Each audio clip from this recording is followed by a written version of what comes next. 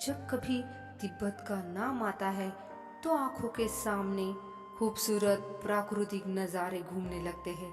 कानों में गूंजती है बुद्धम शरणम गच्छामि की गूंज। तिब्बत की धरती हमेशा आध्यात्म और मानवीय चेतना को समर्पित रही है। इस धरती ने कई महापुरुषों को आत्मज्ञान दिया है, जिन्होंने आगे चलकर दुनिया भर में उसका प्रचार किया। इन्हीं गुरुओं में से एक है मिलारेपा। मिलारेपा का नाम तिब्बत के इतिहास को और ज्यादा गौरवान्वित करता है। उन्होंने गुरु और शिष्य की नई परिभाषा को तो गढ़ा ही है, साथ ही अकेले कैलाश पर्वत तक की चढ़ाई की। यह वो असंभव काम था जिसे कम से कम कलयुग में तो किसी ने अंजाम नहीं दिया था। यही कारण रहा है कि मिलारेपा पूरी दुनिया के लिए किसी रहस्य से कम नहीं रहे हैं। मिलारेपा ने ज्ञान पाने के लिए तिब्बत गुरु मारपा को अपना गुरु बनाया था, लेकिन उनके बीच कुछ ऐसा हुआ कि बाद में मारपा खुद मिलारेपा के शिष्य बन गए। तो चलिए आपको लेकर चलते हैं मिलारेपा की कैलाश यात्रा पर और जानते हैं कैसे उन्होंने अपने ही गुरु को अपना शिष्य बना लिया। तिब्बत में करीब 850 वर्ष पहले एक संपन्न परिवार में मिलारेपा का जन्म हुआ था। जब वे केवल 7 साल के थे तभी उनके पिता का देहांत हो गया था। परिवार में माँ और बहन के साथ मिलारेपा अकेले हो गए। उनके चाचा ने पूरी जायदाद हड़प ली। इस तरह मिलारेपा का परिवार असहाय हो गया। वे अपने ही घर में नौकर बन गए। उनकी माँ ने चाचा से अपनी संपत्ति वापस लेने के अनेक प्रयास किए, लेकिन वह सफल नहीं हो पाई। इसी तरह कुछ साल और बीत गए। मिलारेपा की उम्र 13 साल हो चुकी थी। एक दिन वे कोई गीत गुनगुनाते हुए अपने घर पहुंचे।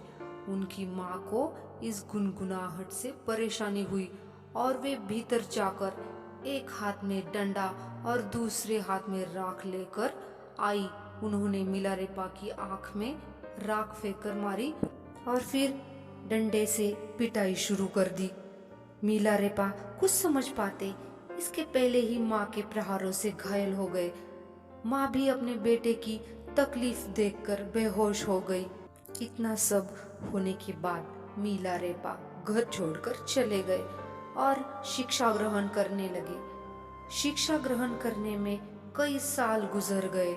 तब तक चाचा और बुआ का परिवार पहले से ज्यादा संपन्न हो चुका था। मिलारेपा ने जो शिक्षा ग्रहण की थी उससे चाचा और बुआ के खेतों पर ओलावृष्टि कर दी, जिससे एक ही बार में पूरे साल की फसल खराब हो गई। चाचा और बुआ दुखी हो गए, लेकिन मिलारेपा भी खुश नहीं रह सका, क्योंकि इतने सालों में उसने अपनी माँ और बहन की सुध नहीं ली थी। आखिर वे बीमारी की चपेट में आकर मृत्यु को प्राप्त हो चुके थे। यह जानने के बाद मिलारेपा पहले से ज्यादा गुस्से में था। उसने अपने चाचा के बेटे की शादी में ओले की बारिश की, जिससे मेहमान वो चाचा चाची की मौत हो गई। मिलारेपा ने अपना बदला तो पूरा कर लिया था, वह खुश था, पर इसे पूरा करने की सनक में उसने अपनी माँ और बहन को खो दिया था। इससे वह दुखी भी था। जब उसका मन शांत हुआ तो उसे अपनी गलती का एहसास हुआ। वह पछतावे से भर गया। वह इस दोष से मुक्त होना चाहता था और इसीलिए उसने अध्यात्म की शरण ली। जब मिलारेपा अध्यात्म के मार्ग पर चलने के लिए गुरु की तलाश कर रहे थे, तब उन्हें किसी ने भारत से योग विद्या सीख कर आए गुरु मारपा के बारे में बताया। वे मशहूर गुरु नरोपा के शिष्य भी थे। मिलारेपा मारपा की शरण में पहुंचे। उन्होंने देखा कि मारपा खेत जोत रहे हैं। मिलारेपा ने उन्हें देखते ही खेत जोतना शुरू कर दिया। मारपा कुछ ही देर में वहां से चले गए और मिलारेपा अपना काम खत्म करके उनके पास पहुंचे। मारपा ने उनसे कई तरह के शारीरिक श्रम करवाए। मिलारेपा सब कुछ करते गए और फिर अंत में बोले कि गुरुदेव, मैं आपसे ज्ञान की आशा रखता हूँ। मैं पुनर्जन्म के फेरे से मुक्त होना चाहता हूँ। मैं यहाँ आपको अपना शरीर, अपना दिमाग और अपनी बोली अर्पित करता हूँ और बदले में खाना, कपड़े और ज्ञान की अभिलाषा रखता हूँ। मारपा ने कहा कि मैं तुम्हें ज्ञान दे सकता हूँ, पर अपने रहने खाने का इंतजाम खुद करना होगा। मिलारेपा ने यह बात स्वीकार कर ली और वह खाने का इंतजाम करने के लिए भिक्षा मांगने निकल गया। उसने एक बार में 1 साल का अन्न जमा कर लिया।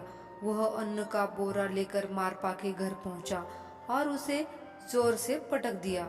मारपा अन्न के अपमान से नाराज हो गए और उसे बाहर निकाल दिया। मिलारेपा ने माफी मांगी, पर मारपा ने उससे कहा कि अब वह घर के बाहर के काम करेगा, उसे फिलहाल ज्ञान नहीं मिल सकता। इसके बाद मिलारेपा 13 सालों तक खेत की जुताई और घर के काम करता रहा। वह कभी कभी सत्संग में बैठने की कोशिश करता, पर मारपा उसे भगा देता। मारपा हर नए शिष्य को दीक्षा देते रहे और मिलारेपा के प्रति उनका व्यवहार सख्त होता गया। उन्होंने इसके बाद भी कई सालों तक उनसे अपने घर का काम और मेहनत करवाई। मिलारेपा बुजुर्ग हो चला था। मारपा की पत्नी दमेमा को उसकी हालत पर दया आई और उसने मिलारेपा को एक खत देते हुए कहा कि इसे मारपा के शिष्य को दे दो, वह तुम्हें दीक्षा दे देगा। मिलारेपा खत लेकर शिष्य के पास पहुंचे और उसने उन्हें दीक्षा दे दी। लेकिन आश्चर्य इस बात का था, मिलारेपा को कोई अनुभव नहीं मिला। जब मारपा को यह बात पता चली तो वे बहुत नाराज हुए और मिलारेपा को घर से निकाल दिया।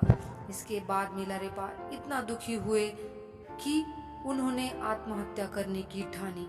हालांकि जैसे ही वे यह प्रयास करने वाले थे, मारपा वहां पहुंचे और उन्होंने मिलारेपा को गले लगाते हुए कहा कि अब असल मायने में तुम्हें पछतावा हो रहा है और मैं तुम्हें दीक्षा देता हूँ।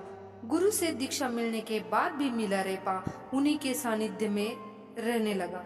एक दिन मारपा ने कहा कि यदि तुम उस ज्ञान के आधार पर ध्यान नहीं लगा पाते जो तुम्हारे पास है, तो इसका अर्थ बस यही है कि तुम नरक में पुनर्जन्म लेने वाले हो।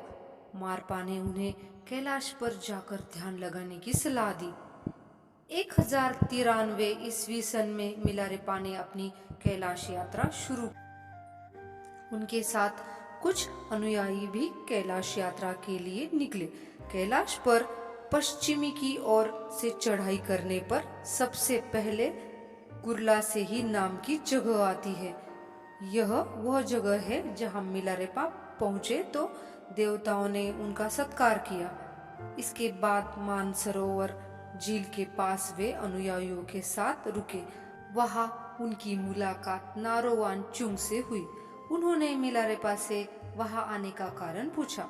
मिलारेपा ने उत्तर दिया, मैं कैलाश की चोटी पर जाकर ध्यान लगाना चाहता हूँ।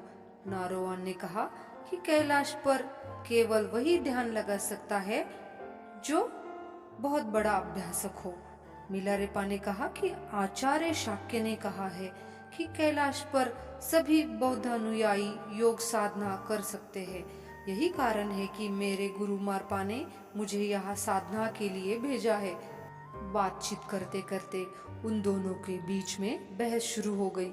जब कोई हल न निकला तो नारोवान ने कहा कि कल सुबह जो सबसे पहले कैलाश की चोटी पर पहुंचेगा, कैलाश पर उसी का वर्चस्व होगा। मिलारेपा ने शर्त स्वीकार कर ली। नारोवान ने तत्काल ही कैलाश की चढ़ाई शुरू कर दी, जबकि मिलारेपा आराम करने लगे।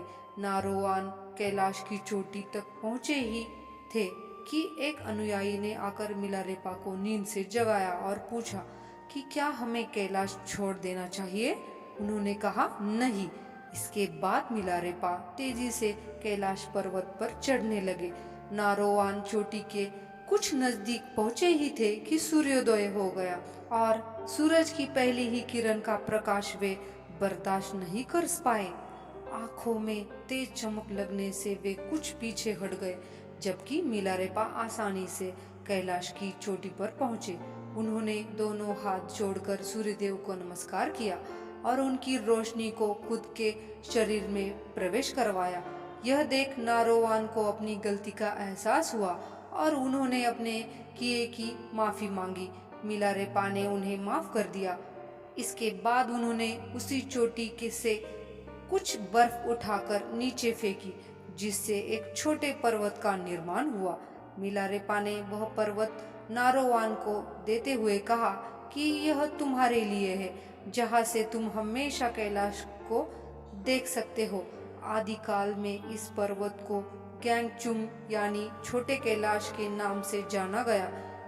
इस तरह मिलारेपा इतिहास के वो इकलौते मनुष्य है जिन्होंने कैलाश पर्वत की चढ़ाई पूरी की और फिर सालों तक वहाँ साधना भी की। अपनी साधना पूरी करके मिलारेपा वापिस मारपा के पास आ पहुँचे। मारपा ने उन्हें और साधना सीखने के लिए एक अंधेरे कमरे में बंद कर दिया, जहाँ मिलारेपा को देवी डाकिनी के दर्शन हुए, जिन्होंने उसे बताया कि तुम्हारी साधना अधूरी है, अभी कुछ और ज्ञान मिलना बाकी है। इसके बाद मिलारेपा मारपा के पास पहुंचे और यह बात बताई। मारपा ने कहा कि ऐसा तुम्हारे साथ कैसे हुआ। वे जवाब तलाश करने के लिए अपने गुरु नारोपा के पास पहुंचे। नारोपा ने इस आश्चर्य को सुनकर कहा कि अंधकार में डूबे उत्तर में आखिरकार एक छोटा सा प्रकाश चमका है। इसके बाद उन्होंने मिलारेपा और मारपा को जीवन में संपूर्ण ज्ञान प्राप्त करने की शिक्षा दी। शिक्षा ग्रहण करने दोनों वापस तिब्बत आ गए। यहाँ पहुंचकर मारपा ने मिलारेपा को प्रणाम किया और उन्हें अपना गुरु स्वीकार किया। तिब्बत की संस्कृति में आने वाले सैकड़ों सालों में जो भी आध्यात्मिक विकास हुआ वह मिलारेपा के ज्ञान का नतीजा रहा है। माना जाता है कि मिलारेपा आज भी कैलाश की किसी गुफा में ध्यान मग्न है। मिलारेपा आज तक के कैलाश पर्वत पर चढ़ने वाले अकेले संत है। उनके बाद आज तक कोई भी कैलाश पर चढ़ नहीं पाया है।